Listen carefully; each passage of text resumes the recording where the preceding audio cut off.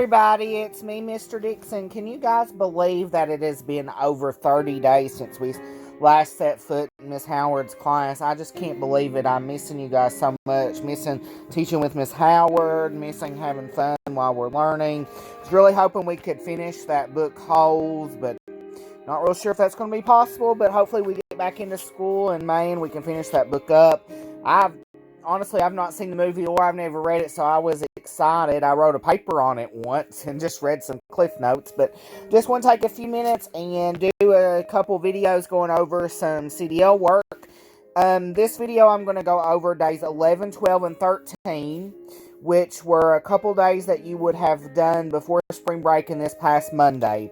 So in your new packet, which is 11 through 30 for Miss Howard, you can see that she went in and set up a Google Classroom, and I have posted a video in the playlist on how you do that. It'll be in the email that I send out. And she's given a code for first period, which is our period, and you just type that in and join, and you can use your student emails to do that. And then, of course, you can get your printed packets at the school or have them brought via bus or however. Excuse me. This is a live video that I'm recording. I'm not going to go back and edit any mistakes or anything. So for day 11, she wants you to complete day 1 quick write prompt, and she has abbreviated that as QWP, Soundtrack to Your Life, and then read the article, Yes, Young People Are Falling Seriously Ill from COVID-19. After reading the article, answer the questions. Day 12, in day 2, quick write prompt, flight or invisibility. Then you're going to read excerpts from Romeo and Juliet and answer the questions that follow. Then day 13, you're going to do the quick write prompt, if and then complete grammar exercises 14 through 18. Words that often get confused. So I'm going to go over in the packet here, and I'm going to read you all a little bit about the quick write prompts. Day 1, a soundtrack to your life. If you create a soundtrack for your life, what songs would you include and why? Discuss at least 2 songs and explain why you picked them. So 2 songs that I kind of think of is Victory in Jesus. I would choose that song because without Jesus, I wouldn't have victory over anything. He gives me victory in my life. And then another song kind of funny to think about is I Just Can't Wait to Be King, which is in The Lion King. And that has been one of my favorite soundtracks, my favorite songs since I was a kid. And I think about someday that, when you get to be an adult, you are king over your own life. Day 2, flight or invisibility. Would you rather be able to fly or turn invisible? Why? What would you do with your power? What problems would having this power cause? So kind of think about that and talk about that. Then day 3, if and then. Write a story made up entirely of if-then sentences. Start your story with, if it rains today, then I'll wear my yellow jacket, and end with, if that song repeats one more time, then I'll start doing cartwheels. How do these two if-then scenarios tie together? So you're going to tie them together in the middle. Okay?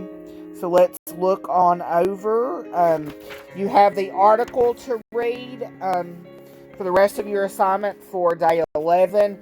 Yes, young people are falling seriously ill from COVID-19. You're going to read that article, and then you have 3 questions on the back to answer. Short answer question: what does the author want you to know about young people and COVID-19? Using evidence from the text, should you be concerned about COVID-19? Explain your answer. And question 3, what should you be doing to protect yourself and your family from COVID-19? So, some of the things, number 3, stay home, wear a mask, those types of things that we've been doing. Then you're just going to look back through and see what else the author talks about. Then the next day, you're going to do your writing, and then you're going to do a common lit. This is one of the things you can do on the Google Classroom. You can read the article, then answer the questions. Very simple. You'll read about Romeo and Juliet, and then you've got some multiple choice questions, and then you have about 3 short answer questions.